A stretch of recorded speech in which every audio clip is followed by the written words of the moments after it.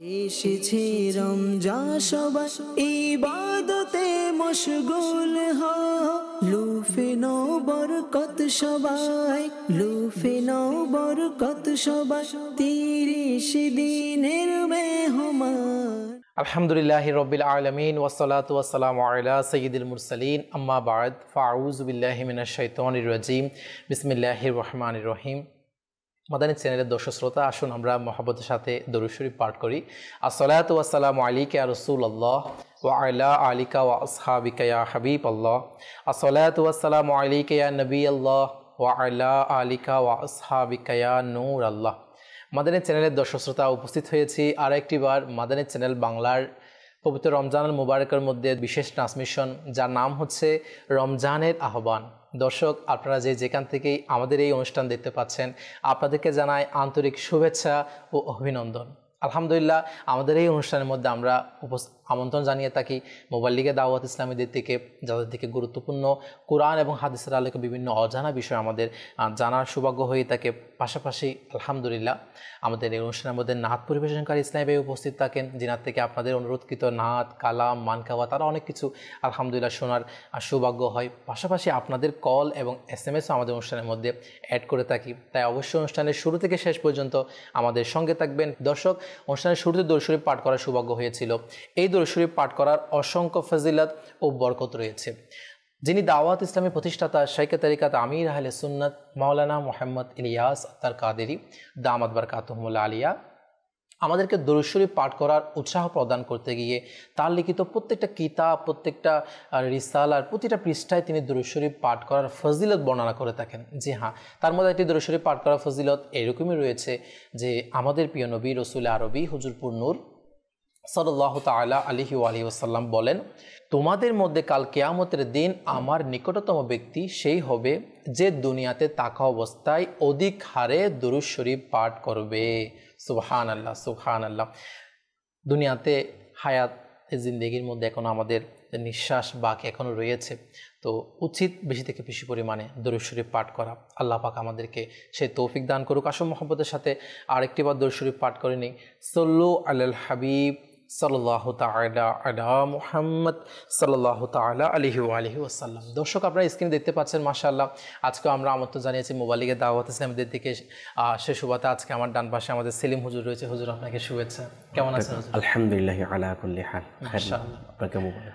আলহামদুলিল্লাহ। দর্শক, আমাদের অপর মোবাইল লিগে দাওয়াত ইসলামী মাশাআল্লাহ আমাদের হাসান হুজুর উপস্থিত রয়েছে। হুজুর, কেমন আছেন? আলহামদুলিল্লাহ। মাশাআল্লাহ। তো আসুন, আমাদের প্রথমেই আমাদের নাত পরিবেশনকারী ইসলামী ভাই হিসেবে মাশাআল্লাহ আজকে উপস্থিত রয়েছে আমাদের আজকে মেহবুব ভাই। মাশাআল্লাহ। হুজুর, কেমন আছেন আপনি? মাশাআল্লাহ। তো আসুন, প্রথমে আপনার দিয়ে শুরু করব আজকে। দর্শককে আপনি প্রথমে নাত, কালাম, বাইশ থেকে আসা কি শোনাবেন? সুবহানাল্লাহ, মাশাআল্লাহ। জি হুজুর। সল্লু আলাল হাবিব সাল্লাল্লাহু তাআলা আলা মুহাম্মদ সাল্লাল্লাহু তাআলা সাল্লাল্লাহু আলাইকা ইয়া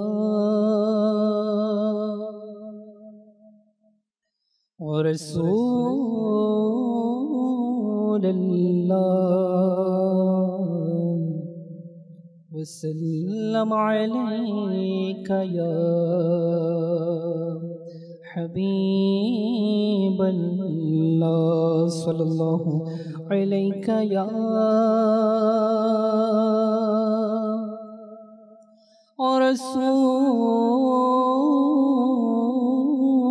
রাসূলুল্লাহ ওয়া সাল্লাম আলাইকা ইয়া হাবিবাল্লাহ।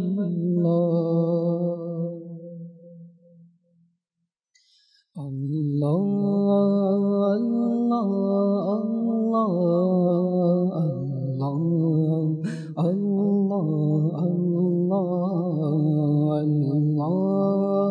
Allah, Allah,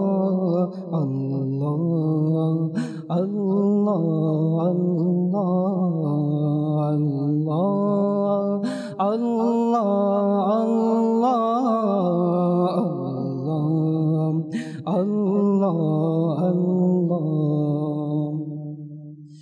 الصبح بدا من طلعته الصبح بدا من طلعته والليل دجى من وفرته الله الله الله الله الله الله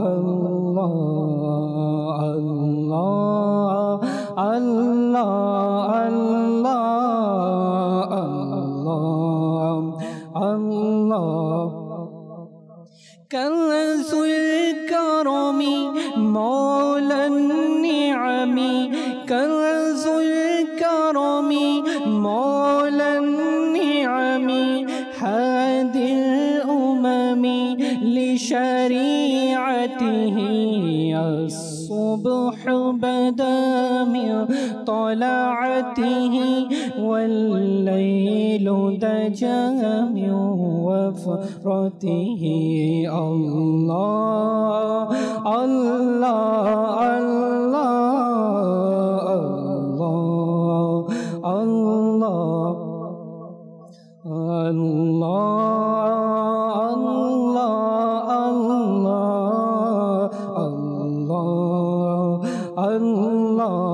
الله أذكى النسب وعلى الحسب أذكى النسب وعلى الحسب كل العرب في خدمته الصبح بدا من طلعته والليل دجى من وفرته الله الله الله الله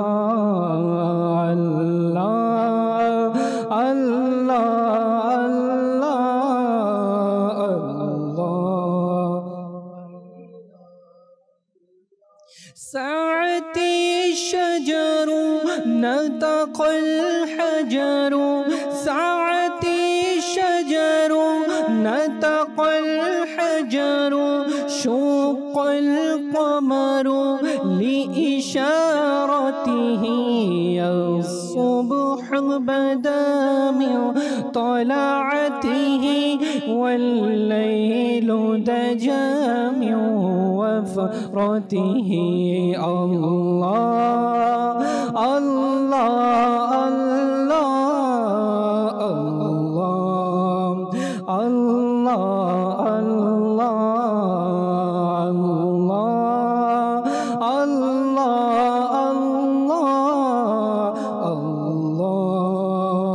الله جبريل أتى ليلة أسرى جبريل أتى ليلة أسرى ورب دعا لحضرته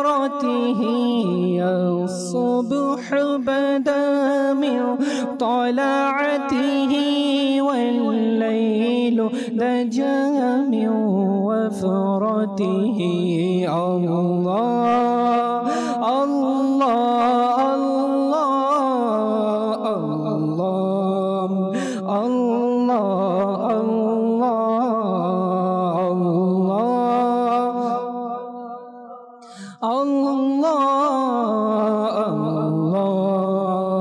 الله الله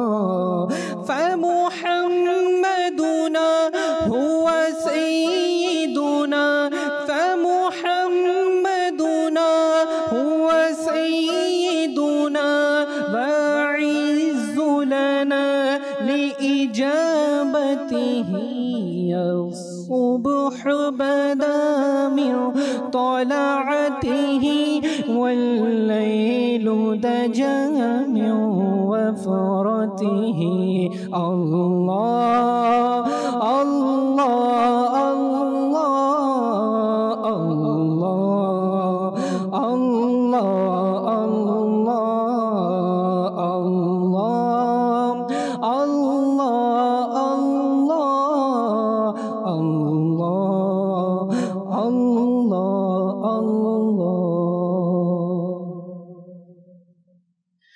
আল্লাহ পাকের জিকির, আল্লাহ পাকের জিকিরের মধ্যে যে মনের প্রশান্তি, মনের যেটা খোরাক, আলহামদুলিল্লাহ, সেটা আর কিসের মধ্যেই বা পাওয়া যায়। আমার নবীর দুরূদ শরীফের প্রতি, নাতে মুস্তাফার প্রতি আল্লাহ পাক আমাদেরকে নসিব করুক সেই সৌভাগ্য, আমিন।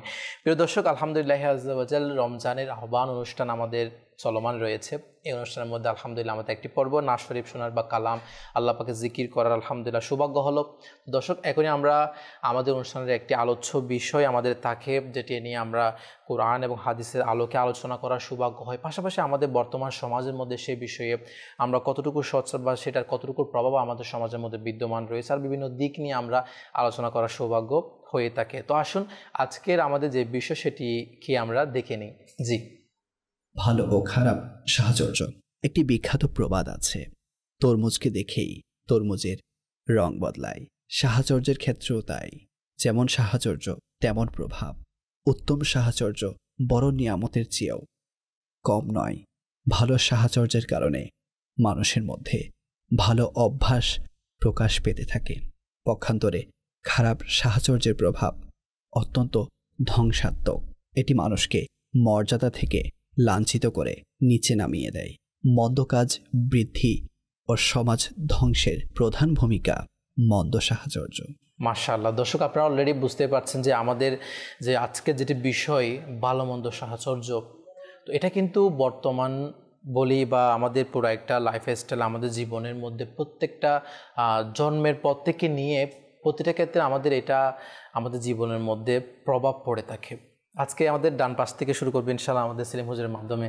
হুজুর খুব সুন্দরভাবে আমাদের একটা ভিডিও ক্লিপসের মাধ্যমে দর্শকের কাছে যে আজকের বিষয়টা উপস্থাপন করা হয়েছে। তো দর্শকের উদ্দেশ্যে আজকে এই বিষয়ে আপনি প্রথমে কী তুলে ধরবেন? প্রথমত আল্লাহ পাক রব্বুল আলামিনের দরবারে শুকরিয়া আদায় করছি যে আল্লাহ তাআলা আমাদেরকে যে এমন একটি সঙ্গের মধ্যে আলহামদুলিল্লাহ রেখেছেন, আলহামদুলিল্লাহ, যে সঙ্গের নাম হচ্ছে দাওয়াত ইসলাম। আলহামদুলিল্লাহ আলহামদুলিল্লাহ। কাসর ভাই, আজকে আমাদের অনুষ্ঠানের আলোচ্য বিষয় হচ্ছে, যেটা নিয়ে আমরা আজকে উপস্থিত হয়েছি, মানুষদেরকে নেকির দাওয়াত দেওয়ার জন্য।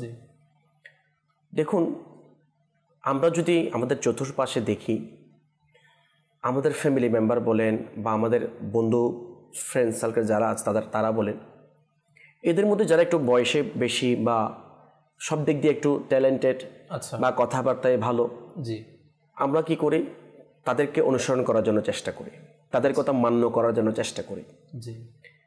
আচ্ছা, যদি এই যে দুনিয়ার মানুষের কথা মান্য করার ক্ষেত্রে আমরা যদি আমাদের গুরুত্ব এতটুকু থাকে, আর যিনি আমার সৃষ্টিকর্তা, আপনার সৃষ্টিকর্তা, আমাদের সবার সৃষ্টিকর্তা প্রিয় আল্লাহ তাআলা, উনি আমাদেরকে কোন সঙ্গ অবলম্বন করার জন্য বলেছেন, এটা আমাদের দেখার বিষয় অবশ্যই। কারণ আলহামদুলিল্লাহ আমরা আমাদের প্রিয় আল্লাহ তাআলাকে আমরা মহাব্বত করি, আলহামদুলিল্লাহ, ওনার উপর ঈমান এনেছি, ওনাকে আমরা সৃষ্টিকর্তা মানি।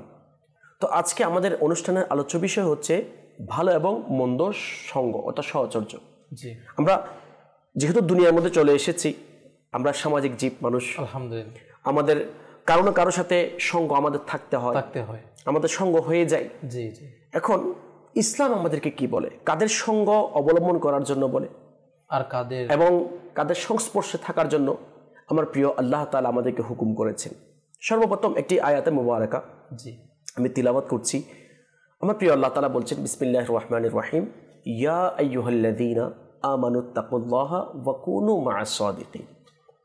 কানজুল ঈমান থেকে বা এই আয়াতে মুবারাকার যে মফহুম অর্থটা, এটা আমরা অনেকবার শুনেছি যে হে ঈমানদারগণ, যারা ঈমানওয়ালা, যারা ঈমানদার, তাদেরকে আমার প্রিয় আল্লাহ তাআলা উদ্দেশ্য করে বলছেন, হে ঈমানদারগণ, তোমরা আল্লাহ তাআলাকে ভয় করো, আল্লাহ পাককে ভয় করো, আল্লাহ পাককে ভয় করো, ওয়া কুনু মা'আস সাদিকিন, এবং যারা সত্যবাদী, যারা পরহেজগার, যারা মুত্তাকি, যারা আল্লাহওয়ালা, তাদের সঙ্গ, তাদের সহচর্য অবলম্বন করো, সুবহানাল্লাহ, তাদের সংস্পর্শে থাকো, সুবহানাল্লাহ। এই কথাটা খুদ আমাদের সৃষ্টিকর্তা, যিনি আমাদেরকে সৃষ্টি করেছেন, যিনি আমাদের উপর দয়া করছেন, তিনি আমাদেরকে যে সৎসঙ্গ অবলম্বন করার জন্য, সংস্পর্শে থাকার জন্য আমাদেরকে বলছেন, এবং উদ্দেশ্য করে হে ঈমানদারগণ, জি হে ঈমানদারগণ। আল্লাহ, তাহলে দেখেন এই যে সৎসঙ্গটা, ভালো সঙ্গটা, সংস্পর্শে থাকাটা, এটা আমাদের জন্য কেমন উপকারী।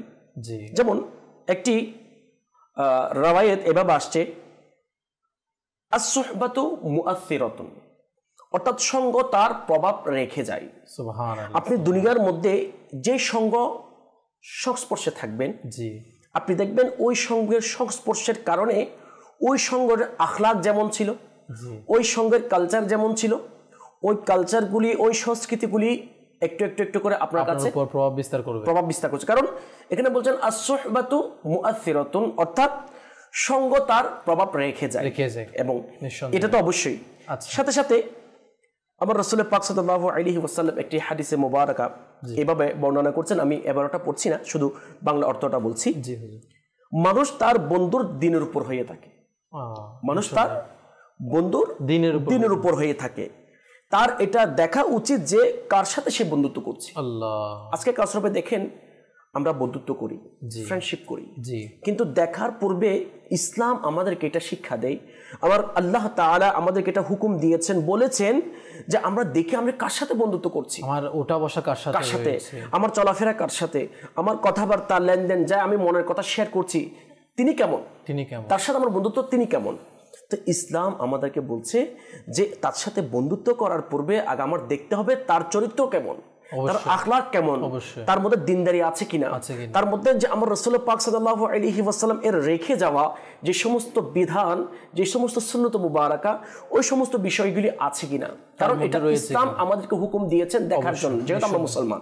আচ্ছা, এরপর যে মুফতি আহমদ ইয়ারখান নাঈমি রাহমাতুল্লাহি তাআলা আলাইহি একটি নুকতা এভাবে টেনেছেন, কারোর সাথে বন্ধুত্ব করার পূর্বে উনি আমাদেরকে শিক্ষা দিচ্ছেন, যেহেতু উনি একজন মুফতি, একজন আল্লাহর ওয়ালি, উনি আমাদেরকে বলছেন কারোর সাথে বন্ধুত্ব করার পূর্বে তাকে যাচাই করে নাও। অবশ্যই আজকে তো আমরা বন্ধুত্ব করার পূর্বে যাচাই করি না, আমাদের বিহেভ হয়ে গেছে এরকম, যার কাছে পয়সা বেশি, যাকে দেখতে খুবই স্মার্ট লাগে, খুবই সুন্দর লাগে, বেশি বাকপটুতা, খুব চঞ্চল, কথায় কথায় যে ধরনের আমাদের বর্তমান সমাজের মধ্যে হয়ে যায় আর কি, আমরা তাদের সাথে আমরা বন্ধুত্ব করি। কিন্তু মুফতি আহমদ ইয়ারখান নাঈমি রাহমাতুল্লাহি তাআলা আলাইহি ওই বাণীকে ফলো করছেন, ওই বাণীকে আমাদের কাছে পৌঁছিয়ে দিচ্ছেন যে ওয়াকুনু মা'আস সাদিকিন। উনি শেষে বলছেন, উনি বলছেন যে কারোর সাথে বন্ধুত্ব করার পূর্বে যাচাই বাছাই করা দরকার। মানে আমি কার সাথে বন্ধুত্ব করছি যাচাই বাছাই করব, এটা যাচাই বাছাই করার ক্ষেত্রে কোন কোন বিষয় দেখাও দরকার। এরপর কি বলছি, আমি এরপরে এটা বলে শেষ করে দিচ্ছি যে সে কি আল্লাহ পাক এবং তার রাসূল সাল্লাল্লাহু আলাইহি ওয়াসাল্লাম এর আনুগত্য কিনা। আচ্ছা, আল্লাহ পাক ইরশাদ করেন ওয়াকুনু মা'আস সাদিকিন, যে আর সত্যবাদীদের সাথে থাকো। তিনি এটা বলছেন। তাহলে এখানে কোরআনে পাকের ওই আয়াতটা এখানে আনা হয়েছে। জি উনি নকল করেছেন যে আমাদেরকে উপদেশ বাণী, অর্থাৎ আমাদেরকে নসিহত করার জন্য। তো আমাদের যেটা মূল করণীয়, আজকে আমরা যাদের সাথে বন্ধুত্ব করছি, যাদের সাথে যাদের সংস্পর্শে আমরা থাকছি, আমাদের মুসলমান হিসেবে যেটা আমাদের প্রথম যেটা করণীয়, যে তাকে যাচাই বাছাই করে না। এই বিষয়গুলি কিসের দৃষ্টিতে, যে তার মধ্যে আল্লাহ তাআলার ভয় আছে কিনা, তার মধ্যে আমার রাসূল পাক সাল্লাল্লাহু আলাইহি ওয়াসাল্লামের মুহাব্বত ইশক আছে কিনা, তার মধ্যে সমস্ত সাহাবায়ে কেরাম আলাইহিম রিদওয়ানদের মুহাব্বত আছে কিনা। আচ্ছা, তার মধ্যে সমস্ত আহলে বাইত রিদওয়ান আলাইহিম আজমাইনদের মুহাব্বত আছে কিনা, এবং তার মধ্যে সমস্ত আল্লাহর ওলিদের মুহাব্বত ভালোবাসা আছে কিনা, এবং তার মধ্যে শরীয়তের যে বিধান, যেমন 5 ওয়াক্ত নামাজ আমাদের জন্য ফরজ। কাসর ভাই দেখেন, আজকে আমি এমন ব্যক্তির সাথে বন্ধুত্ব করছি যে 5 ওয়াক্ত নামাজ পড়ছে না। তো সেই জন্য আমাদের যেটা মূল করণীয় সেটা হচ্ছে ভালো সঙ্গ খোঁজা, ভালো সঙ্গ অবলম্বন করার জন্য যাচাই বাছাই করা যে এই গুণগুলি তার মধ্যে আছে কিনা।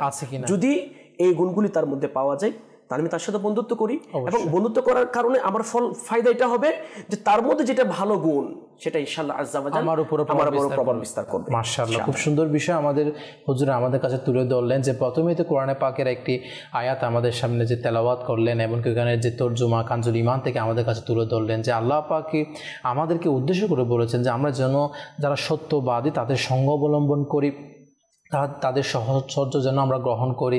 এমনকি আমরাও যখন কোনো একটা খুব সুন্দর একটা কথা তিনি তুলে ধরেছেন যে আসলেই মানুষের যে ওটা বসা তার বন্ধুর দিনের উপর থাকে, তার বন্ধু যেরকম হয় তারও আচার আচরণ এগুলো সেদিকে ঝুঁকে পড়ে। এই বিষয়ে আমরা আরও ইনশাআল্লাহ বিশ্লেষণ আলোচনা করবো অবশ্যই আমাদের অনুষ্ঠানের মধ্যে।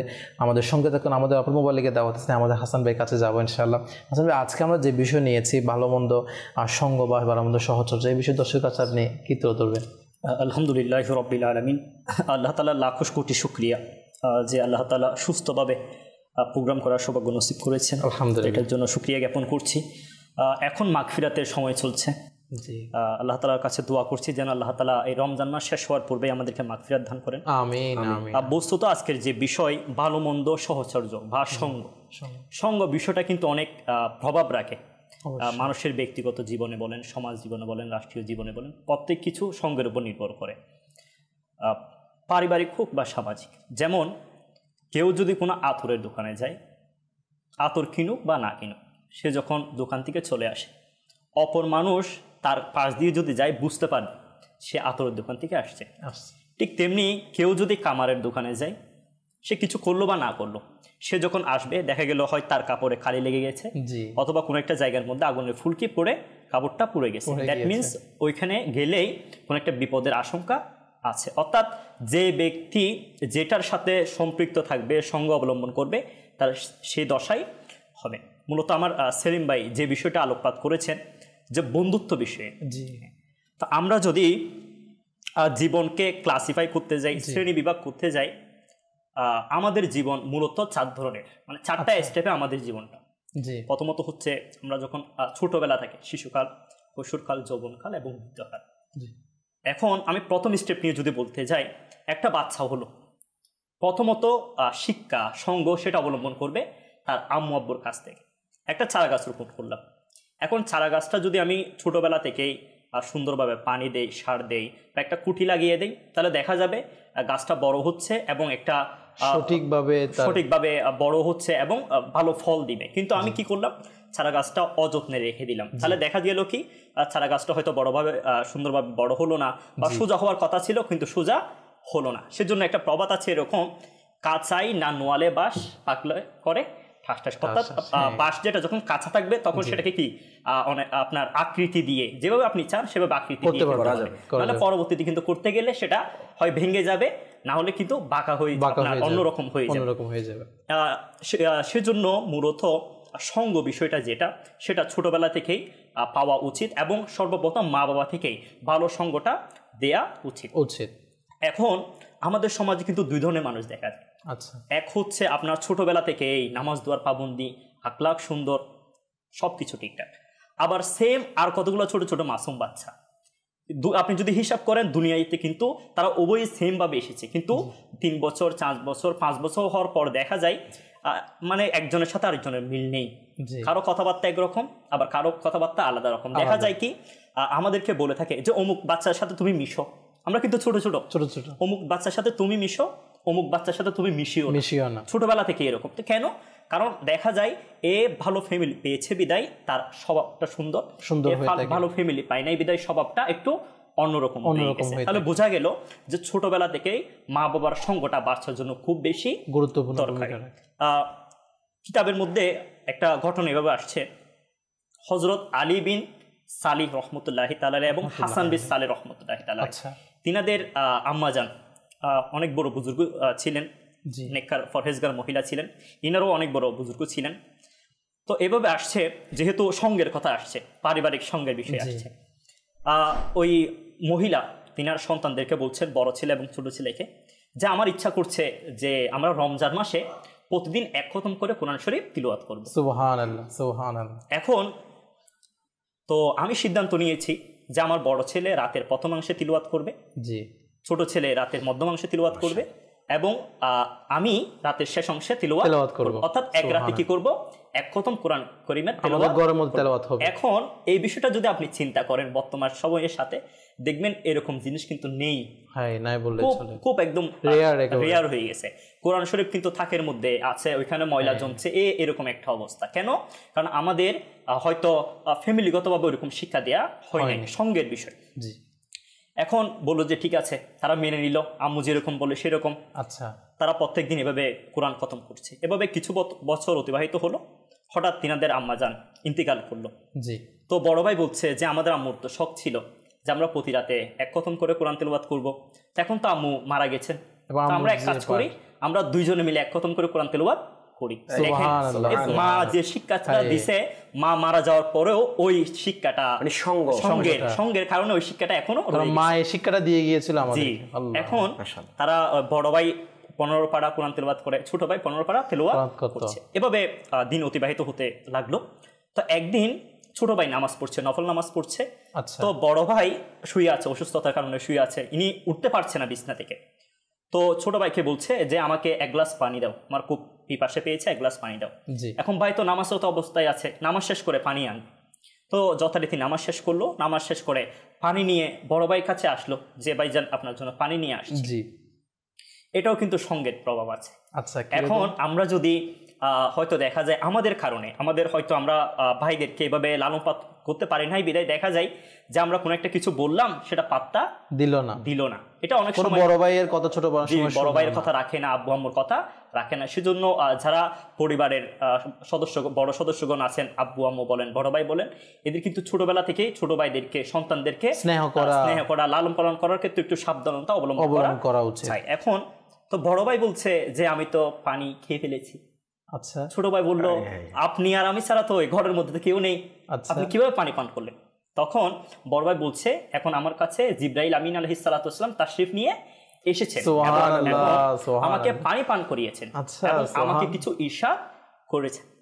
ছোট ভাই তো অবাক হয়ে গেল, এত বড় একটা সুসংবাদ তো আপনাকে কি ইরশাদ করেছে? বলছে তোমাকে, তোমার ছোট ভাইকে, অর্থাৎ আলী বিন সালে, হাসান বিন সালে এবং তোমার আম্মাজান উপর আল্লাহ তাআলা দয়া করেছেন, এবং আল্লাহ তাআলা যে বান্দাদেরকে মহব্বত করে, পছন্দ করে, তিনাদের রেজিস্ট্রির মধ্যে, তিনাদের লিস্টের মধ্যে তোমাদের তিনজনের নামও ওইখানে কি হয়ে গেছে, বস্তুত কেন হলো? এই যে মা ছোটবেলা থেকে তাদেরকে ট্রেন আপ সেভাবে করেছে, তারা কুরআনুল কারীমের তিলাওয়াত করেছে, যার কারণে আল্লাহ তাআলা তাদেরকে এত বড় একটা সুসংবাদ শুনিয়ে দিয়েছে। মানে ঘরের মধ্যে কোরআন পাকের তেলাওয়াতের একটা পরিবেশ সৃষ্টি করেছে। এখন এই বিষয়টা কতই না একটা সৌভাগ্যের বিষয়। তো মা বাবা যদি তার বাচ্চাদেরকে এভাবে সঙ্গ দেয়, বাচ্চাদেরকে যদি বলে যে আব্বু তোমাকে কোরআন শরীফ পড়তেই হবে, এভাবে যদি ট্রেন আপ করে, মা নিজে পড়ছে, মা পড়ছে, বাচ্চারাও সাথে সাথে পড়ছে। আমরা সোশ্যাল মিডিয়ার মধ্যে কতগুলো ছবি দেখি, আচ্ছা, বড়ই খুব সুন্দর কতগুলো ছবি। সেটা হচ্ছে দেখা যায় যে বাচ্চা নামাজ পড়ছে, তার সাথে তার পোষা বিড়াল, পোষা কুকুর, অথবা দেখা যায় কোনো প্রাণী তার সাথে ওই জায়নামাজের মধ্যে বা জায়গার মধ্যে সিজদা করছে। অর্থাৎ এখানে কিন্তু সহচর্যের বিষয়টা আছে, মানে মালিক যেরকম করছে তার পোষা কুকুরের সেরকম করছে, তার সাথে সবসময় থাকে। জি। এখন আবার এরকমও জিনিস আসে যে মা বাবা নামাজ পড়ছে, বাচ্চা মানে এ ছোট কাপড় পরে দাঁড়াই গেছে, অর্থাৎ মা বাবা যেরকম করে বাচ্চারা সেভাবেই করার জন্য আগ্রহী হয়, অনুকরণ প্রিয়। বাচ্চা সেটাই করবে যেটা আমি আপনি শিক্ষা দেব। সেজন্য সর্বপ্রথম সহচর্য বলেন আর শিক্ষাটা বলেন পারিবারিক দিক থেকে শুরু হয়ে থাকে। মাশাআল্লাহ, খুবই সুন্দরভাবে আমাদের কাছে উপস্থাপন করেন আমাদের হাসান হুজুর, যে আসলে পরিবার থেকে যে সহচর্যটা মা বাবা থেকে সন্তান পায়, একটা পরিবেশ নিয়ে আজকে আলোচনা হচ্ছে, মানে সহচর্য ভালো বা খারাপ বিষয় নিয়ে। তো পরিবার প্রথম যেটি আমাদের শিক্ষা, যেটি স্তর, সেখান থেকে যখন একজন মানুষ, একজন বাচ্চা, একজন ছেলে যখন সেই কোরআন পাক তেলাওয়াতকারী হয়ে যায়, এবং সেইখানে সেই পরিবারের যেই দৃশ্য, জিবরাইল আমিন আলাইহিস সালাম তশরিফ নিয়ে এসেছে, তাদের সকলকে সুসংবাদ দিচ্ছে, আসলে এরকম দৃশ্য আমাদের প্রত্যেকটা ঘরেই হওয়া উচিত, এবং আমরাও এটা আশা রাখি। তো উদ্দেশ্য বা এটা কামিয়াব করার জন্য প্রথম স্টেপ কিন্তু মা বাবা থেকেই নেওয়া উচিত, বা ঘরের কর্তা যিনি রয়েছেন তার থেকে নেওয়া উচিত। তাহলে দেখা যাবে ইনশাআল্লাহ আমাদের ঘরের মধ্যেও সবাই নামাজি হয়ে যাবে, ঘরের মধ্যেও ইনশাআল্লাহ নাচ গান দূর হয়ে নাত শরীফ কালাম এর তেলাওয়াতকারী হয়ে যাবে ইনশাআল্লাহ। এরপর ইনশাআল্লাহ দেখা যাবে কি আমাদের পরিবারের মধ্যে একটা আল্লাহ পাকের রহমত বর্ষণ হওয়ার একটা মাধ্যম হবে ইনশাআল্লাহ। এরপর আমরা আরো কিছু আলোচনা করবো এই বিষয়ে, সেলিম হুজুর থেকে ইনশাআল্লাহ মাদানী ফুল নেব ইনশাআল্লাহ। একটি সেগমেন্ট আমাদের রয়েছে, এই সেগমেন্টটি আমরা অনুষ্ঠানের মধ্যে অ্যাড করব। জি, আমাদের সেগমেন্টটি দেখিয়ে দিন। মাকতাবাতুল মদিনা, মাকতাবাতুল মদিনা, মাকতাবাতুল মদিনা, মাকতাবাতুল মদিনা।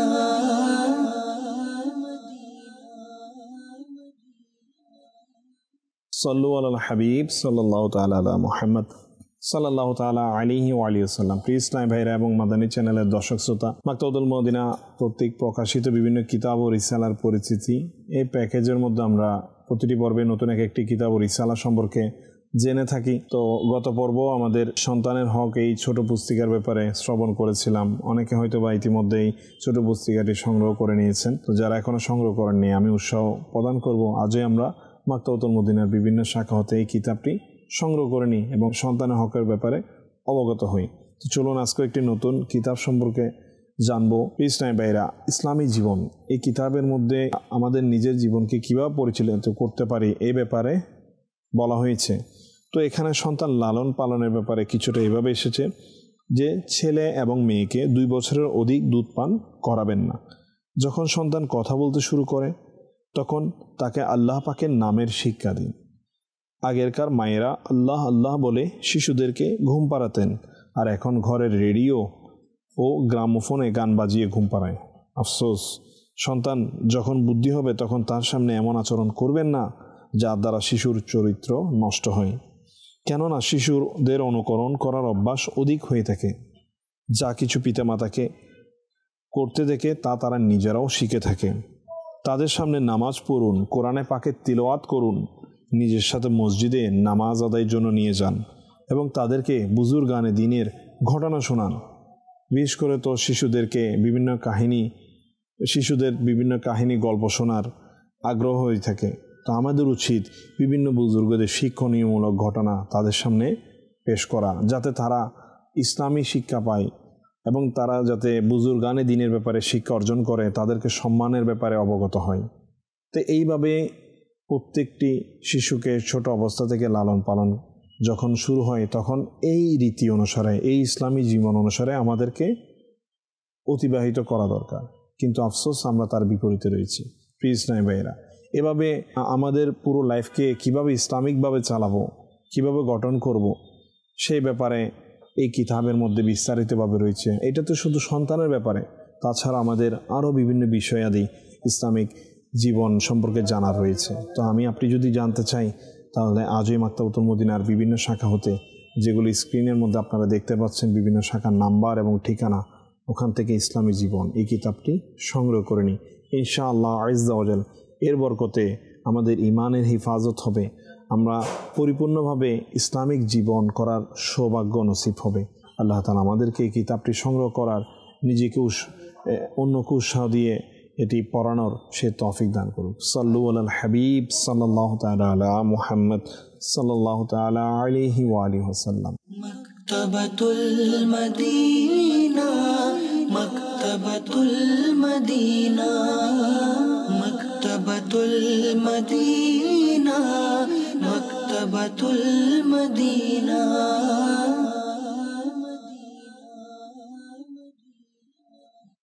মাশাআল্লাহ মাশাআল্লাহ, খুব সুন্দর এবং গুরুত্বপূর্ণ একটি কিতাব এটি, ইসলামী জীবন। আমরা সাধারণ দৈনন্দিন বা আমাদের জীবনযাপনের ক্ষেত্রেও এখানে আপনার একটা মানুষ তার জীবনের মধ্যে বিভিন্ন দিক নিয়ে, এখানে আমরা অনেক সময় মানুষ মৃত্যুবরণ করে বা বিয়ের সময় বিভিন্ন ক্ষেত্রে আমরা যা অনেকগুলা রীতি রেওয়াজ আমরা বর্তমান সমাজের মধ্যে রয়েছে, কতটুকু ইসলামী সুসম্মত আমরা করে থাকি, বিভিন্ন বিষয় নিয়ে এখানে ডিসকাস করা হয়েছে। তাই অবশ্যই নিজেও সংগ্রহ করুন আপন নিকটস্থ মাকতাবুতুল মদিনা থেকে।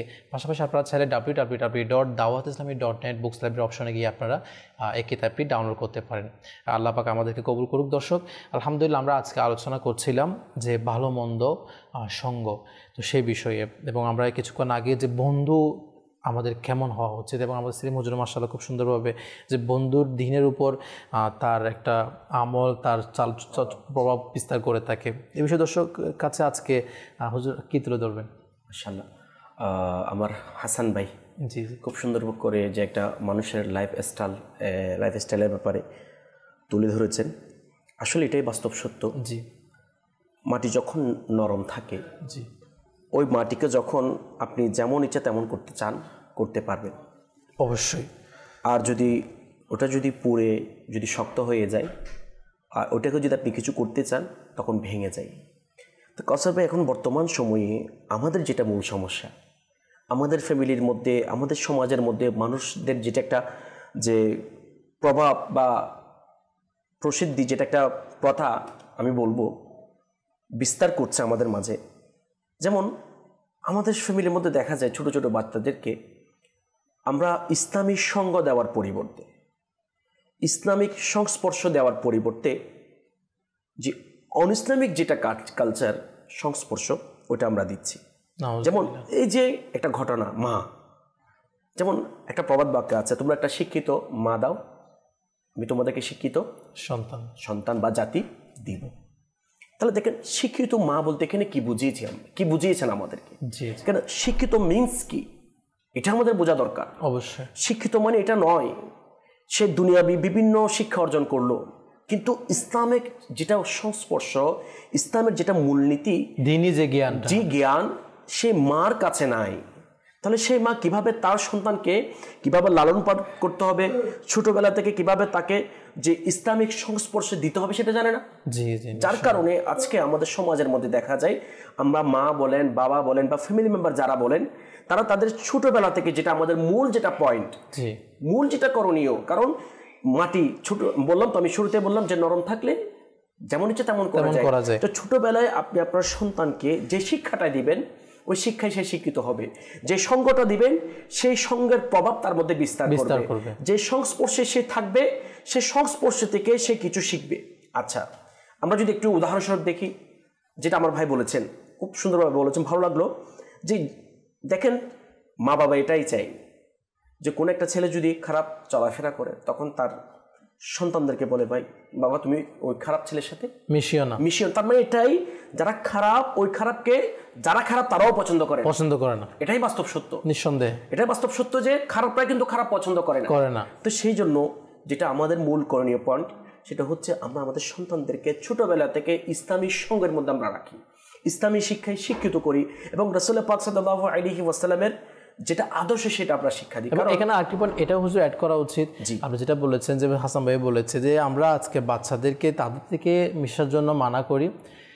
অনেক সময় দেখা যায় কি আমরা তাদের সাথেও মিশার জন্য বলে থাকি যে ছেলে স্কুলের মধ্যে একটু ব্রিলিয়েন্ট, একটু পড়ালেখা ভালো ফাস্ট, যে ছেলেটা বেশিরভাগই পড়ালেখায় একটু বেশি টাইম দেয়, তার সাথে আমার ছেলেকে বলে এর সাথে ভালো করে মিশো, তোমার পড়ালেখার মধ্যে একটু উৎসাহ আসবে।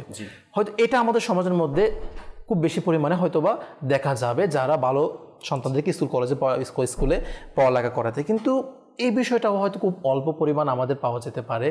যার ঘরের সন্তান কেউ হাফেজ রয়েছে, সে কেউ এখন হাফেজ হওয়ার পথে রয়েছে, বা কারো ঘরের সন্তান ছোট বাচ্চা 5 ওয়াক্ত নামাজ মসজিদে গিয়ে পড়ে, এইরকম পরিবারের সাথে হয়তোবা আমরা আমাদের সন্তানকে খুবই কম মেশার জন্য উৎসাহিত করে থাকি। হ্যাঁ, ওটার জন্য করি যে ঘরের ছেলের সন্তান ফার্স্ট বয়, যে ঘরের ছেলের সন্তান ইংলিশ মিডিয়াম স্কুলে পড়ে, যে ঘরের ছেলের সন্তান ভালো আর তার চলাফেরা করে, হ্যাঁ করা উচিত, অবশ্যই করা উচিত, কিন্তু এই বিষয়টাও আমাদের হওয়া উচিত, উৎসাহটা যে যেই ছেলে ঘরের সন্তান একটু নামাজি, তার যে ঘরের সন্তান পরিবেশটা একটু ইসলামিক রয়েছে যেটা আপনি বলছেন, তাদের সাথে আমাদের সন্তানদেরকে উঠা বসা করার একটা মন মানসিকতা হওয়া উচিত। অবশ্যই জি, সেটা বলেছেন।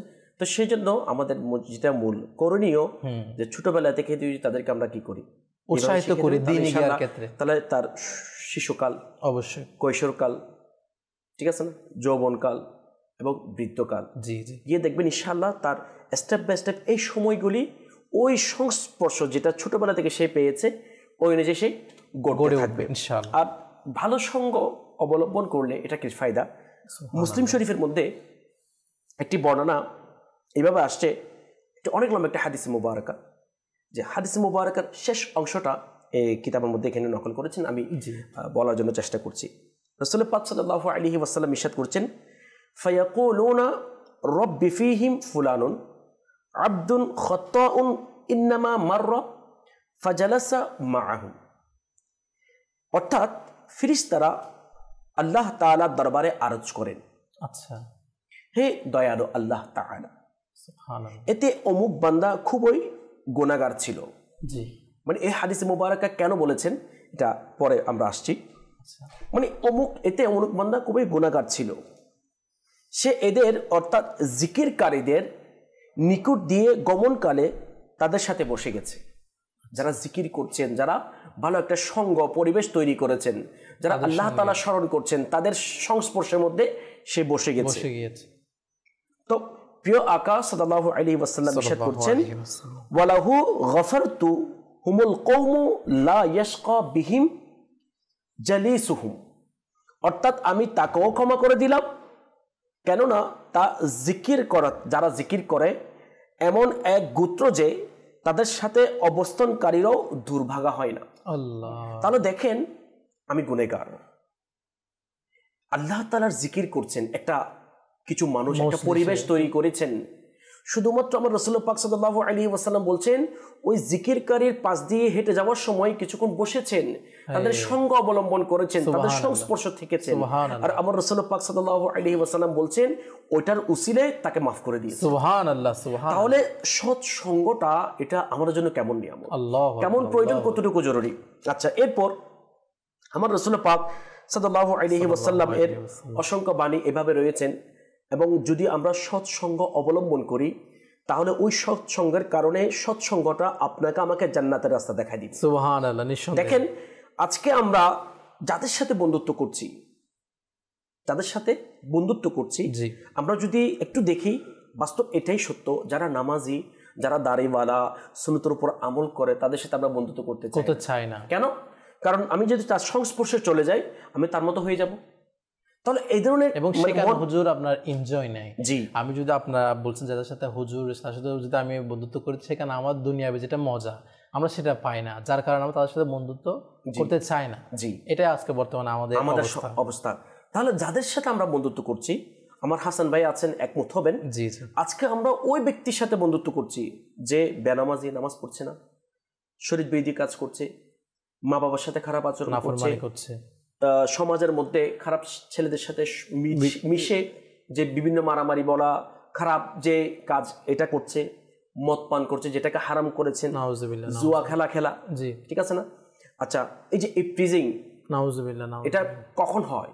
যখন একটা ছেলে যখন খারাপ একটা বন্ধুর সংস্পর্শে থাকে, তখন তার দেখা থেকে এই কাজগুলি করে। আচ্ছা, আমরা যারা এই ধরনের কাজগুলি করি, এই ধরনের সঙ্গ অবলম্বন করি, তাদের ব্যাপারে কি বলেছেন? কিতাবের মধ্যে একটি বর্ণনা এভাবে আসছে, এটা আমাদের জন্য অবশ্যই শিক্ষার অনেক মাদানী ফুল এবং চিন্তা করার বিষয়।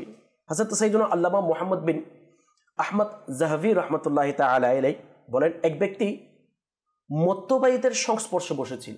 আচ্ছা, একজন ব্যক্তি যারা মদ পান করে তাদের সংস্পর্শে বসেছিল। সঙ্গ, আমাদের যেহেতু আজকের অনুষ্ঠানের আলোচ্য বিষয় হচ্ছে ভালো এবং মন্দ সংস্পর্শ, আমরা তো ভালো বিষয় সম্পর্কে যে সংস্পর্শ সম্পর্কে আমরা শ্রবণ করেছি, যে মন্দ সংস্পর্শে আমরা থাকছি, যারা মন্দ সঙ্গ অবলম্বন করছি তাদের জন্য কেমন অবস্থা হবে, তাদের জন্য কেমন বিপদ।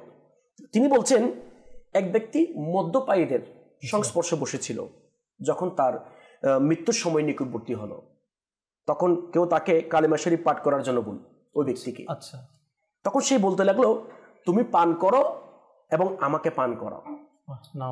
মাআযাল্লাহ। কি বলছেন? যে মুহূর্তে সাকারাত সবচেয়ে ইম্পর্টেন্ট একটি বিষয় মুসলমান জাতির জন্য, কারণ ওই সময়টা ডিপেন্ড করবে আপনি কি জান্নাতে যাবেন না জাহান্নামে যাবেন, ঈমান নিয়ে যাবেন নাকি ঈমান হারা হয়ে যাবে। ওই সময়টা আপনার উপর এমন একটি সময়, যে সময় যদি আপনি আল্লাহ তাআলার দয়ায় যদি কালেমা শরীফ পড়ে যান তাহলে আপনি সাকসেসফুল, সফল কাম। আর যদি আপনি আল্লাহ তাআলার পানা বেঈমান হয়ে ঈমান হারা হয়ে মারা যান, তাহলে আপনার দুনিয়া তো গেল বরবাদ, আখিরাতও বরবাদ হয়ে গেল। তাহলে ওই মুহূর্তে তার জবান দিয়ে কালেমা শরীফ আসছে না, অথচ ইসলামের যেটা শিক্ষা, যখন মানুষ সাকারাতের বিছানা শুয়ে যায়, সাকারাত যখন চলতে থাকে, তখন আমাদের আশেপাশে যারা আছে তাদের করণীয় হচ্ছে সে কানে শোনা মতো করে তালকিন করানো, তাকে কালিমা শরীফ পাঠ করানো, ইস্তেগফার করানো, এই বিষয়গুলি করা। এখন তাকে একজন কালিমা শরীফ পাঠ করাচ্ছে, কিন্তু সেই কালিমা শরীফ পাঠ করার পরিবর্তে সে বলছে যে তুমি পান করো, আমাকে পান করাও। এখানে একটা বিষয় কি জানেন, সেটা হচ্ছে যে বান্দা যখন দুনিয়াতে জীবনযাপন করে, সে দুনিয়াতে যেভাবে তার সহচর্য হয়ে থাকে, তার চাল চলন, তার উঠা বসা যার সাথে হয়ে থাকে, তো কিতাবের মধ্যে আসছে যে তার পুরা জীবনে সে যেরকম ছিল, তার শেষ মুহূর্তে এসে তার ওই আমলগুলো সবকিছু রিক্যাপ হতে থাকে, ওই সময় সেগুলা স্মরণে আসতে থাকে, যেটা আপনি বলছেন। সে আগে ছিল মদ্যপায়ী, সবসময় সে মদ পানই করতো বন্ধু আড্ডার মধ্যে, এখন শেষ মুহূর্তে তার এটা বলছে তাকে কি মদ পান করা হবে। এখানে ও সেই মদ পান করে নাই, আচ্ছা, তাদের সংস্পর্শে বসেছিল। আল্লাহ, যারা আমরা মদ পান করি, বন্ধুদের সাথে এনজয় করি, তাদের অবস্থা কেমন হবে? এটা শুধুমাত্র এই যে মৃত্যুর সময় কালিমা শরীফ তার মুখ দিয়ে আসছে না, তো সে এই কথাটা বলতে বলতে নাকি মারা গেল।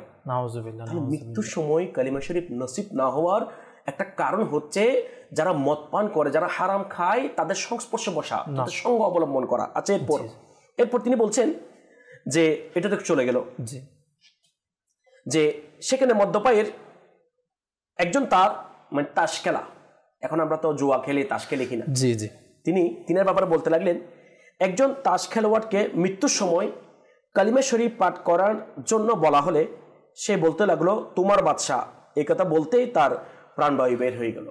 তাহলে এই যে এটাই বাস্তব সত্য। আমরা যদি আমাদের চতুর্পাশে আমাদের দেখি যে আমাদের ছেলে, আমাদের মেয়েরা, যারা ইয়ং জেনারেশন, যুব সমাজ রয়েছে, তাদের সাথে বন্ধুত্ব বেশিরভাগ ক্ষেত্রে তাদের সাথে যারা মদ পান করে, জুয়া খেলা খেলে, খারাপ পথে চলে, নামাজ পড়ে না, ইসলাম বিরোধী কাজ করে, শরীয়ত বিরোধী কাজ করে, আমার রাসূল পাক সাল্লাল্লাহু আলাইহি ওয়াসাল্লাম এর সুন্নাত বিরোধী কাজ করে, তাদের সাথে আমাদের বন্ধুত্ব। তাহলে এখান থেকে আমাদের শিক্ষণীয় বিষয় হচ্ছে এটাই, যারা আমরা তাদের সাথে বন্ধুত্ব করছি, তাহলে আমাদের ফয়সালাটা কেমন হবে? এটাই সত্য, যার সঙ্গ যেমন তার প্রভাবটাই তেমন হয়। সেই জন্য ইসলাম আমাদেরকে শিক্ষা দেয়, দাওয়াত ইসলাম আমাদেরকে এটাই শিক্ষা দেয়, আমরা সৎসঙ্গ অবলম্বন করি এবং অসৎ সঙ্গ থেকে আমরা বেঁচে থাকি চেষ্টা করি ইনশাআল্লাহ। ইনশাআল্লাহ দর্শক, আর শুনছিলাম যে অসৎ সঙ্গ থাকার কারণে যে মানুষের শেষ পরিণতিটাও খারাপ হয়ে থাকে। নাউজুবিল্লাহ, অনেকে বেঈমান, মানে ঈমান হারা হয়ে মৃত্যুবরণ করার একটা সম্ভাবনা। তার কেননা আপনি দুনিয়াতে জীবনযাপন করার ক্ষেত্রে আপনি সবসময় এমন কাজের সাথে রিলেটেড সম্পর্ক রেখেছেন যেগুলো হারাম বলা হয়েছে ইসলামের মধ্যে, যে কাজগুলো গুনাহ আর গুনাহ। তাহলে কীভাবে আপনি আশা রাখতে পারেন আপনার শেষ জিনিসটা, আপনার যে শেষ পরিণতিটা ভালো হতে পারে? কেননা আপনি সবসময় কাজ করেই যাবেন খারাপ আর খারাপ, তাহলে কীভাবে ভালো আশা রাখতে পারে? তাই অবশ্যই আপনার সময় থাকতে এখন আমরা চিন্তা করি এবং সিদ্ধান্ত নিই যে আমি কোন পথে যাব এবং কোন সঙ্গ আমি অবলম্বন করব, কি ভালো নাকি খারাপ। কারণ এটার প্রভাব আমার আপনার দুনিয়া এবং আখিরাতে পড়ে থাকে। এই বিষয়ে আমরা ইনশাআল্লাহ আরও কিছু আলোচনা করব। আমার হাসান বেকার থেকে ইনশাআল্লাহ কিছুক্ষণ পরে ইনশাআল্লাহ আরও কিছু আমাদের ফুল অর্জন করবো। আমাদের নাতকা ইসলামের কাছে যাবো একটি নাত শরীফ বা কালাম ইনশাআল্লাহ আমাদের অনুষ্ঠানের মধ্যে আমরা অ্যাড করব। জি, সাল্লু আলাল হাবিব সাল্লাল্লাহু তাআলা আলা মুহাম্মদ সাল্লাল্লাহু আলাইহি ওয়াসাল্লাম। গুনাহের যাই না যে ও ভাস আমার ইয়া রাসূলুল্লাহ, গুনাহের যাই না যে ও ভাস আমার ইয়া রাসূলুল্লাহ, তুমি কিছু করো মাহে রিসালাত ইয়া রাসূলুল্লাহ, তুমি কিছু করো মাহে রিসালাত ইয়া রাসূলুল্লাহ, গুনাহের প্রতি যেন হয় ঘৃণা মোর ইয়া রাসূলুল্লাহ, গুনাহের প্রতি যেন হয় মরণে কালে আমি আকা যেন না হয়ে যাই বরবাদ, মরণে কালে আমি আকা যেন না হয়ে যাই বরবাদ, রেখো আমার ঈমানকে সালামত ইয়া রাসূলুল্লাহ, রেখো আমার ঈমানকে সালামত ইয়া রাসূলুল্লাহ, গুনাহের যাই না যে ও ভাস আমার ইয়া রাসূলুল্লাহ। আল্লাহ পাক আমাদেরকে ঈমান সহকারে মৃত্যুবরণ করার সে সৌভাগ্য নসিব করুক। আমিন। আল্লাহ পাক আমাদের গুনাহ থেকে হেফাজত করুক। এবং এই যে যেটা আমরা কিছুক্ষণ আগে আলোচনা করছিলাম যে আসলে ঈমান সহকারে মৃত্যুবরণ করার একটা উত্তম মাধ্যম এটাও যে ভালো সহচর্য অবলম্বন করা, এবং যারা এরকম মন্দ সহজ খারাপ সহজের মধ্যে যায় তাদের ঈমান হারা হয়ে মৃত্যুবরণ করার একটা সম্ভাবনা থাকে। হাসান ভাই, এই বিষয়ে দর্শকের কাছে আর কি তুলে ধরবেন যে মন্দ যারা সহচর্য অবলম্বন করে? পবিত্র কোরআন করিমের 15তম পারার সূরা বনী ইসরাইলের মধ্যে আল্লাহ তাআলা ইরশাদ করেন, যা কাঞ্জুল ইমান থেকে অনুবাদ, আর যে আখিরাত চাই এবং সেটার জন্য যথাযথ চেষ্টা করে। সবাই আখিরাত চাই, সবাই চাই শেষ গন্তব্য সুন্দর হোক। আপনি যদি কোনো একটা ম্যারাথন প্রতিযোগিতার কথা বলেন, 1000 জন অংশগ্রহণ করলো, ওইখানে কোনো বান্দা এমন নাই যে বলবে যে আমি সবার শেষে আসতে চাই, এরকম কারো চিন্তা ভাবনা থাকে না। সবাই চাই যে সে প্রথম হবে, কিন্তু দিন শেষে সফল কাম সেই হয় যে যার ডেস্টিনেশন গন্তব্য প্রথমে থাকে এবং যে এরূপ প্রথম হওয়ার জন্য প্রচেষ্টা করে থাকে। আচ্ছা, সেটা কোরআন কারীমের মধ্যে ইরশাদ হচ্ছে যে আখিরাত চাই এবং সেটার জন্য যথাযথ চেষ্টা করে, আর হয় ইমানদারও হতে হবে, তবে প্রচেষ্টা ঠিকানায় পৌঁছে থাকে। তাহলে যে আখিরাত চাই এবং আখিরাত কামিয়াব করার জন্য প্রচেষ্টা চালাই এবং পাশাপাশি ইমানদার হয়, তাহলে সেই যে গন্তব্য চাচ্ছে আল্লাহ তাআলা তাকে সেটা দান করবেন। এখন প্রথম অংশ নিয়ে যদি আলোকপাত করি, যে আখিরাত চাও, এমন কোনো মানুষ আপনি পাবেন না যে বলবে আমার আখিরাত লাগবে না, আমার জান্নাত দরকার নেই। বস্তুত সবাই চাই কি হতে, জান্নাতবাসী হতে, সবাই চাই জান্নাতে পৌঁছাতে। কারণ প্রচণ্ড গরমের মধ্যে রোজা রেখে কি হাল হচ্ছে সবাই দেখছি, যখন খাবার পানির সংকট হয় তখন আমাদের কি অবস্থা সেটাও দেখছি, যখন বাজারে দ্রব্যের দাম বৃদ্ধি পাচ্ছে তখন আমাদের কি হালত সেটাও দেখছি। মোট কথা আমরা প্রতিনিয়ত দেখছি যে কোনো একটা সিচুয়েশন যখন খারাপ হয়ে যায় আমাদের অবস্থা কেমন হয়। তাহলে জাহান্নাম এটা এমন একটা জায়গা যেটা বেকারির তাবা বলেন, আগুনের কুণ্ডলের চাইতে হাজার হাজার হাজার গুণ বেশি উত্তপ্ত হয়, অতুলনীয়। তো ওইখানে কি অবস্থা হবে সেটা আশা করি সবাই আমরা বুঝতে পারছি। তাহলে সবার এই চিন্তা ভাবনা থাকে যে আমার শেষ গন্তব্য যাতে সুন্দর হয়। সবাই সেজন্য বলে থাকে আমার যখন মৃত্যু হবে আমার বাগের যে জমিটুকু আছে বা আমার যে সম্পদটুকু আছে এগুলো দিয়ে একটা মেজবান নিতে যান করিও, অর্থাৎ মানুষকে খাওয়াইও। কারণ খাওয়ানো এটা হচ্ছে অনেক বড় একটা ইবাদত সমতুল্য। কেন? যাতে নেকি হয়। সবাই এই বিষয়টা বোঝে। এখন কথা হচ্ছে আপনি মৃত্যুর পরে খাওয়াবেন, জিম্মাদারি কাউকে দিচ্ছেন, তার সেটা কি এটা সুন্দর হতো না যে আপনি বেঁচে থাকতে মানুষকে সৎকার করবেন, অবশ্যই মানুষকে নিজ হাতে কিছু খাওয়াবেন, এটা কি উত্তম হতো না? হতো, কিন্তু সেটা আমরা কেউ বুঝি না, করি না। আচ্ছা, এখন সবাই কমবেশ বুঝি যে আমার আপনার যখন জানাজা হবে তখন মানুষের মুখ থেকে কিরূপ শব্দ বের হয় সেটা সবাই শুনতেছি, সবাই শুনছে। নেককার মানুষ মারা গেল, পিছন থেকে সবাই বলতেছে যে মানুষটা অনেক ভালো ছিল, অনেক পরহেজগার ছিল, কথা চলতেছে যা ওই ব্যক্তিকে আমরা মসজিদে দেখলে আমাদের কতই না ভালো লাগবে, এই মানুষটা এখানে নাই, কথা উঠছে। কোন একজন খারাপ মানুষ মারা গেল, একজন এলান করলো মানুষটা কেমন ছিল, সবাই তো হচ্ছে বলে দিলাম হ্যাঁ ভালো, কিন্তু পরক্ষণে আস্তে আস্তে আস্তে আস্তে কথাগুলো বের হচ্ছে। অনেকে তো জানাজা অংশগ্রহণও করে না, কেন করে না? এর জানাজা পরে ফায়দা কি? কিন্তু ওই জায়গায় কোন একজন আল্লাহর ওলি হলে, কোন একজন নেককার বান্দা হলে সবাই দৌড়াই যায়, কাজ ফেলে যায়। কেন? ইনার সদকায় আমার মাফ হবে, সবাই একটু বুঝে। আচ্ছা, এখন ফ্রিজের মধ্যে কোনো একটা খারাপ ফল রাখলাম, ওইটার কারণে আশপাশে যতগুলো ভালো ফল ছিল সেগুলো আস্তে আস্তে কি হয়ে যাচ্ছে? নষ্ট হয়ে যাচ্ছে। তাই আমরা 2 দিন পর পরে ফ্রিজ থেকে খারাপ যে জিনিসগুলো সেগুলো সরিয়ে ফেলি, বাকি জিনিসগুলো যাতে সেফ থাকে। তো কিতাবের মধ্যে আসছে যে মন্দ মৃত্যুর কারণ হচ্ছে 4টা। আচ্ছা, এগুলো সংস্পর্শের কারণে হয়। জি, প্রথমত যে নামাজে অলসতা করবে, নামাজে অলসতা করবে। এখন আপনি খারাপ সংস্পর্শের সাথে আছেন, যারা নামাজ দোয়ার পাবন্দি না, নামাজ দোয়ার ধারে কাছে নাই, এর থেকে আপনি আশা করতে পারবেন না যে এই অ্যালার্ম দিয়ে বা ডেকে আপনাকে নামাজের জন্য পাঠাবে, কারণ এই নামাজই পড়ে না, আপনাকে কোত্থেকে পাঠাবে? কখন যে জামাত হবে সেটা জানেও না, অনেক সময় জিজ্ঞেস করে জামাত কয়টা বাজে। আচ্ছা, 2 হচ্ছে যে মদ্যপান করে, তো যে মদ্যপান করে তার তো হুশই থাকে না কোনটা মা কোনটা বোন, এর আর নামাজের পাবন্দি কোথায় থাকবে? এই কেমনে আরেকজনকে বলবে নামাজের জন্য? আচ্ছা, তৃতীয়ত আসছে যে মা বাবার অবাধ্যতা করে, মা বাবার কথা শুনে না, এরও মন্দ মৃত্যুর আশঙ্কা আছে। এবং 4র্থ নাম্বার যে মুসলমানকে কষ্ট দেয়, তারও মন্দ মৃত্যুর আশঙ্কা আছে। মৃত্যু বিষয়টা এমন যে এ গণ্ডি যে ভালোভাবে পার হতে পেরেছে আল্লাহ সে কামিয়াব। কামিয়াব, নিঃসন্দেহে কামিয়াব।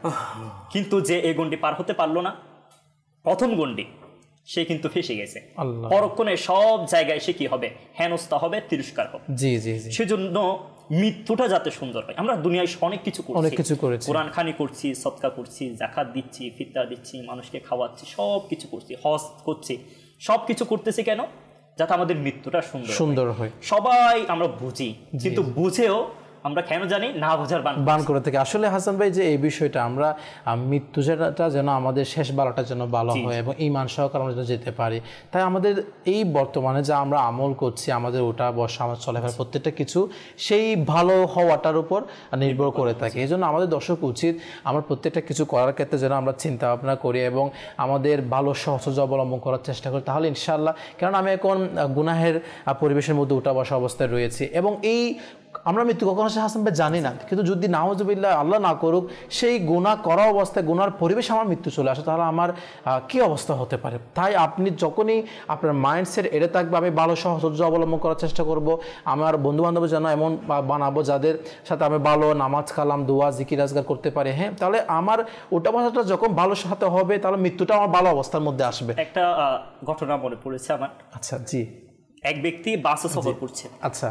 এখন বাসে আরো অন্যান্য যারা ছিল সবাই যে যার যার কাজে ব্যস্ত। কেউ মোবাইল ব্রাউজিং করছে, কেউ গান শুনছে, কেউ বেহুদা কথাবার্তার মধ্যে লিপ্ত। কিন্তু এক ব্যক্তিকে দেখা যাচ্ছে যে শুধু তসবিহ পাঠ করছে। আচ্ছা। এখন তাকে জিজ্ঞেস করছে যে ভাই, সবাই তো আমোদ ফুর্তিতে ব্যস্ত, আপনি একটু আমাদের সাথে অংশগ্রহণ করুন। হয়তো এটা কোনো পিকনিকের ঘটনা। আচ্ছা আচ্ছা আচ্ছা। পিকনিকে যেতে হচ্ছে, যাচ্ছে। জি জি। তো বলছে যে ভাই, আমিও তো তোমাদের সাথে অংশগ্রহণ করতে পারতাম, কিন্তু আমার তো কিছু দায়বদ্ধতা আছে।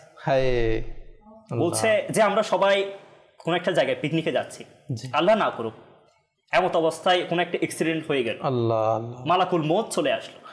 তো তুমি যে গান শোনা অবস্থায় আছো, এই অবস্থায় যদি মালাকুল মউত আসে, অবস্থা কেমন হবে? আল্লাহ। তো আমি সেজন্য চাই আমার শেষটা যাতে সুন্দর হোক, সেজন্য আমি সর্বক্ষণ মুখের মধ্যে দরুদ শরীফ জারি রাখি, যাতে মালাকুল মউত যদি আসে আমার মুখে তখনও যাতে দরুদ শরীফ জারি সুবহানাল্লাহ থাকে। নিশ্চয়ই ইনি এরকম সোহবত পেয়েছে।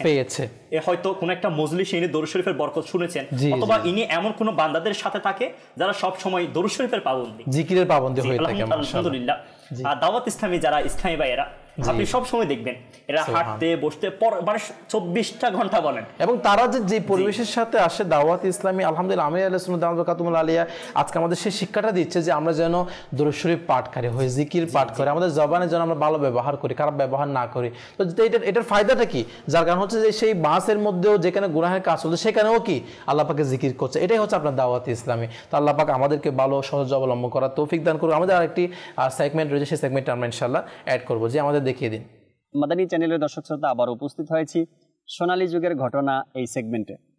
কুফায় একজন নেককার ব্যক্তির প্রতিবেশী আবুল হাসান আলী বিন ইব্রাহিম রহমতুল্লাহি তাআলা নামে আটার ধনী ব্যবসায়িক ছিলেন।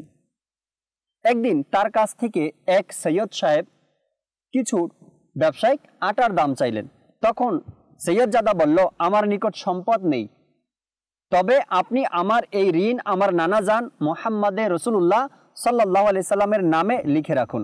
আবুল হাসান আলী বিন ইব্রাহিম রহমতুল্লাহি তাআলা তাকে আটা দিয়ে দিলেন, আর এই ঋণ আল্লাহ পাকের প্রিয় নবী সাল্লাল্লাহু আলাইহি সাল্লামের নামে লিখে রাখলেন।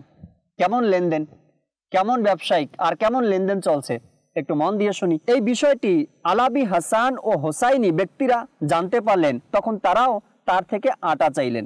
তখন তিনি তাদের সবাইকেও আটা প্রদান করলেন এবং এই সকল ঋণ রসুল করিম সাল্লাল্লাহু তাআলা আলাইহি সাল্লামের নামে লিখে রাখলেন।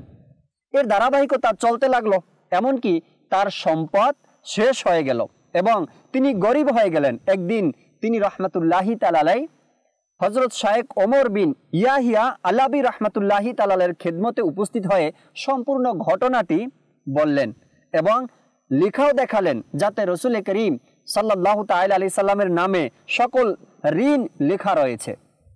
রাতে যখন আবুল হাসান আলী বিন ইব্রাহিম রহমতুল্লাহি তাআলা আলাইহি ঘুমালেন, তখন স্বপ্নে সেই প্রিয় আকা, যার নামে তিনি নিজের সম্পদকে ঋণ দিয়ে দিয়েছেন, যার নামে যার বংশধরকে সম্মান করেছেন, যার উসিলাতে বংশধরকে খাবার দিয়েছেন, সেই প্রিয় আকা মুহাম্মদ আরবি সাল্লাল্লাহু তাআলা আলাইহি সাল্লামের হযরত আলী রাদিয়াল্লাহু তাআলা আনহু সহ জিয়ারত করার সৌভাগ্য অর্জন হলো।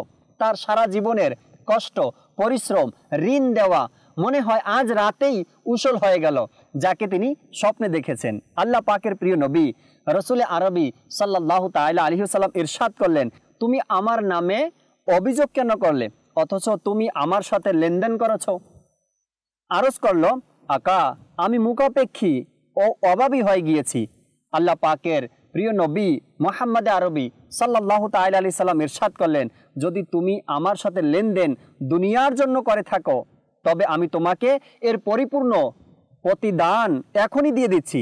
আর যদি তুমি আমার সাথে লেনদেন তবে ধৈর্য ধারণ করো, নিশ্চয় আমার নিকট খুবই উত্তম প্রতিদান রয়েছে। রাসূল করিম সাল্লাল্লাহু আলাইহি সাল্লামের সাথে লেনদেন করে সেই ব্যবসায়িক কতটা অভাবে পড়ে গিয়েছেন। আর রাসূল পাক সাল্লাল্লাহু আলাইহি সাল্লাম কি বললেন? উত্তম প্রতিদান আমার কাছে রয়েছে। আবুল হাসান আলী বিন ইব্রাহিম রাহমাতুল্লাহি তাআলার মাঝে ভাবাবেগ শুরু হয়ে গেল এবং কান্না করতে করতে ঘুম থেকে জেগে উঠল এবং জঙ্গল ও পাহাড়ের দিকে চলে গেল। কিছুক্ষণ পর তাকে একটি পাহাড়ের গুহায় মৃত অবস্থায় পাওয়া গেল। লোকেরা তার জানাজা নামাজ আদায় করে দাফন করে দিল। সেই রাতে কুফার 7 জন নেককার লোক স্বপ্নে হযরত আবুল হাসান আলী বিন ইব্রাহিম রাহমাতুল্লাহি তাআলাকে সবুজ রেশমি হুল্লা অর্থাৎ মূল্যবান পোশাক পরিহিত অবস্থায় দেখলেন। তিনি জান্নাতের বাগানে হাঁটছেন। তারা জিজ্ঞাসা করলেন, হে আবুল হাসান, আপনি এই নিয়ামত কিভাবে অর্জন করলেন? তিনি রাহমাতুল্লাহি তাআলা বললেন, যে হযরত মুহাম্মদ মুস্তাফা সাল্লাল্লাহু আলাইহি সাল্লামের সাথে লেনদেন করলো, সে তা পেয়ে গেল যা আমি পেয়েছি। জেনে নাও, নিশ্চয়ই আমি আমার ধৈর্যের কারণে আল্লাহ পাকের প্রিয় রসুলে মকবুল সাল্লাল্লাহু আলাইহি সাল্লামের প্রতিবেশিত্ব অর্জন করেছি। আল্লাহ পাক আমাকে জান্নাত দান করেছেন। মাদানী চ্যানেলের দর্শক শ্রোতা, লেনদেন যারা আমরা করি, হকভাবে করতে হবে, হালালভাবে করতে হবে, সুন্নাত তরিকায় করতে হবে। রসুল পাক সাল্লাল্লাহু আলাইহি সাল্লাম এই মহান ব্যক্তিকে কত সুন্দর দিক নির্দেশনা দিয়েছেন। তুমি তো আমার সাথে লেনদেন করেছো, যদি দুনিয়াতে কিছু চাও তবে এখনই পেয়ে যাবে, আর যদি আখিরাতে চাও তবে আমার কাছে এর অনেক সুন্দর প্রতিদান রয়েছে। আমরা লেনদেন করি সুন্নাত মোতাবেক, আর সেটা আখিরাতেই আমরা এর নিয়ামতগুলো পাবো, এর প্রতিদানগুলো পাবো। আল্লাহ তাবারক ওয়া তাআলা আমাদেরকে আমল করার তৌফিক দিক। সাল্লাল্লাহু আলাল হাবিব সাল্লাল্লাহু তাআলা আলা মুহাম্মদ সাল্লাল্লাহু তাআলা আলাইহি ওয়াসাল্লাম। মাশাআল্লাহ, সোনালী যুগের ঘটনা খুবই সুন্দর একটি। আল্লাহ পাক আমাদেরকে আমল করার তৌফিক দান করুক। দর্শক, দেখতে দেখতে প্রায় আমরা শেষ পর্যায়ে চলে এসেছি। আমাদের একটি সময়ও নির্দিষ্ট রয়েছে অনুষ্ঠানের। তো আলোচনা করছিলাম ভালো মন্দ সঙ্গ, ভালো মন্দ সহচর্য সেই বিষয়ে। তো এবং কিছুক্ষণ আগে আমরা বন্ধুবান্ধব নির্বাচন করার ক্ষেত্রে আসলে আমাদের কেমন হওয়া উচিত সে বিষয়ে আমরা শুনছিলাম। শেষ পর্যায়ে আমাদের শেষ মাদানীপুর হিসেবে আমাদের সেলিম ভাইয়ের কাছে যাবেন ইনশাআল্লাহ। জি হুজুর।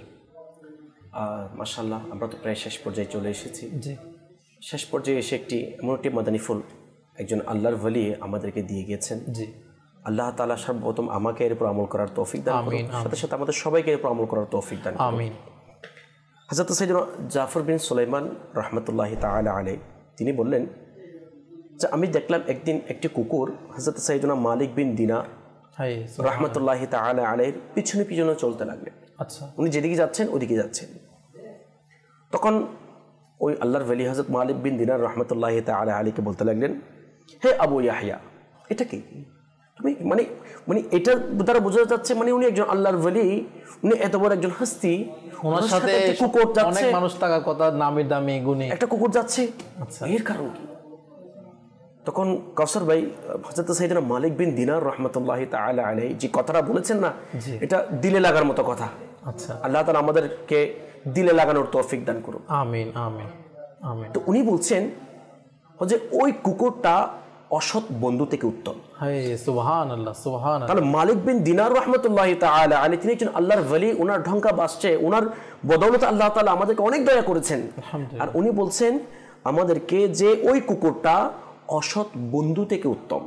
তো এই ব্যাপারে একটা হাদিস মুবারকা বলে আমি শেষ করে দিচ্ছি। আমার রাসূল পাক সাল্লাল্লাহু আলাইহি ওয়াসাল্লাম একটি বর্ণনা, খারাপ বন্ধু থেকে বেঁচে থাকো।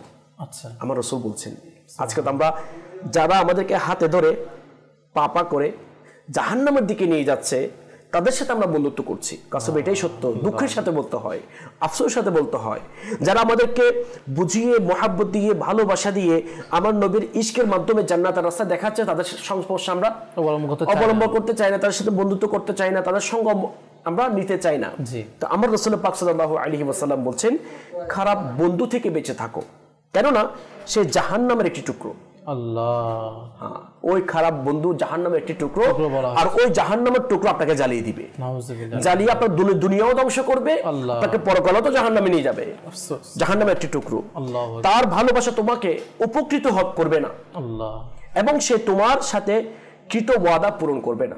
আসলে বাস্তবে এটাই সত্য, যারা খারাপ বন্ধু তারা ওয়াদা করলে সেটা ওয়াদা রক্ষা করে না। সেই জন্য আমি শেষ পর্যায়ে এটাই বলবো, আমরা সঙ্গটা ওই ব্যক্তির সাথে করি, ওই পরিবেশ সাথে করি যে পরিবেশ আমাকে আল্লাহ তাআলার ভয় অন্তরের মধ্যে দিয়ে, যে পরিবেশ, যে সঙ্গ, সেটা পুরুষ হোক, যেটাই হোক, যেভাবে হোক, আমরা সঙ্গ অবলম্বনটা ওইভাবে বাছাই করি, ওইভাবে আমরা কি করে অনুসরণ করি, যেই সঙ্গটা আমাকে রাসূল পাক সাল্লাল্লাহু আলাইহি ওয়াসাল্লামের প্রতি মহব্বত বাড়িয়ে দিবে, এবং পরকালের জন্য যেটা চিন্তা, আখিরাতের যেটা চিন্তা এবং প্রস্তুতি তৈরি, ওই তৈরি করার মন মানসিকতা তৈরি সৃষ্টি করে দিবে। তো ওই ধরনের সঙ্গ আমাদের অবলম্বন করা দরকার। আলহামদুলিল্লাহ ওই ধরনের সঙ্গ আমাদেরকে দিচ্ছেন দাওয়াত ইসলাম। আমি এক বাক্যে এটাই বলবো, আমি যারা দাওয়াত ইসলামকে দেখছেন চিনেন মাদানী চ্যানেলের মাধ্যমে, আপনি দূর থেকে নয়, দাওয়াত ইসলামের সাথে সম্পৃক্ত হন, 12 দিনই কাজ করেন, মাদানী চ্যানেল দেখেন, মাদানী কাফালায় সফর করেন, 72 নেক আমল রিসালের উপর আমল করেন, এলাকায় দাওয়াত করেন। অর্থাৎ এক কথায় দাওয়াত ইসলাম আমাদেরকে যে সমস্ত সঙ্গ দিচ্ছে, ওই সঙ্গগুলো আমরা নিজেদের লাইফের মধ্যে বাস্তবায়ন করি, তাহলে ইনশাআল্লাহ আজ্জা ওয়া জাল ওই সৎসঙ্গের বদৌলতে আল্লাহ তাআলা আমাদের দুনিয়া এবং আখিরাত অবশ্যই ইনশাআল্লাহ সুন্দর করবেন, এবং আল্লাহ তাআলা আমাদের উপর দয়া করবেন ইনশাআল্লাহ। আল্লাহ পাক আমাদেরকে আমল করার তৌফিক দান করুক। হাসান ভাই সংক্ষিপ্ত শেষ পর্যায়ে কোনো? জি, কিতাবের মধ্যে আসছে, মন্দ সহচর্য ইমানের জন্য মৃত্যু বিষতুল্য। অর্থাৎ মন্দ সহচর্য এটা হচ্ছে ইমানের জন্য কি একটা বিষতুল্য মৃত্যু। আচ্ছা, 10টা দেশলাইয়ের কাঠিকে এক জায়গায় রাখলাম, একটাকে জ্বালিয়ে দিলাম, দেখা গেল একটার পর একটা সবগুলা জ্বলে যাচ্ছে। অর্থাৎ সবাই আমরা ফ্রেন্ড সার্কেল এক জায়গায় আছি, একজন খারাপ, তো আস্তে আস্তে সবগুলা কি হয়ে যায়, খারাপ আস্তে আস্তে হয়ে যায়। কিন্তু আমি যদি শেষের দেশলাইটাকে একটু করে নিচে নামিয়ে দিই, তাহলে ওইটা জ্বালানো থেকে কি হয়ে যাবে, ফারিক হয়ে যাবে। এটা বুঝালাম যে আমরা এখনো অনেকে বিভিন্ন খারাপ সংস্পর্শের মধ্যে আছি, এখন সময় আছে।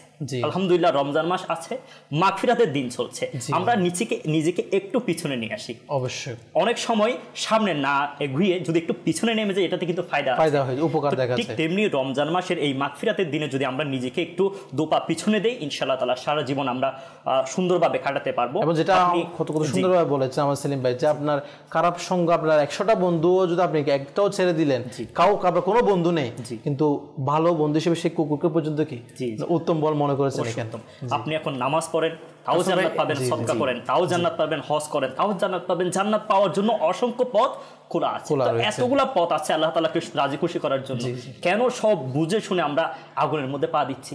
সেজন্য সবাইকে বলবো, রমজান মাস আছে, রমজান মাসে আল্লাহ তাআলা যারা তওবা করতে চায় তাদের তওবা কবুল করে, যারা দোয়া করে, ফরিয়াদ করে যে আল্লাহ আমি আগে যা কিছু করেছি আমি তোমার কাছে হাত পেতে মাফ চাইতেছি, তওবা করছি, আমার তওবাকে কবুল করেন, তো আল্লাহ তাআলা বলেন আমি তাদেরকে মাফ করে দিব যদি সে সঠিকভাবে সুন্দর আপনার মন থেকে সত্য অন্তর যদি তওবা করে। তো সেজন্য বলবো প্রিয় ভাই, যারা শুনছেন সবাইকে বলবো যে এখনো সময় আছে, নিজেকে একটু পিছিয়ে নিয়ে আসি, ওই সংগঠনটা পরিবর্তন করে ফেলি, এবং যে সঙ্গের কাছে থাকলে, সৎসঙ্গের কাছে থাকলে আমার ইমানের হিফাজত হবে, আমার নামাজ দোয়ার পাবন্দি হবে, ওই রকম সঙ্গের সাথে অবলম্বন করার চেষ্টা করি। মাশাআল্লাহ, আল্লাহ পাক আমাদেরকে আমল করার তৌফিক দান করুক। অনেক পর্যন্ত মাশাআল্লাহ আমরা সৎসঙ্গ এবং খারাপ সঙ্গের ব্যাপারে আলোচনা করছিলাম দর্শক।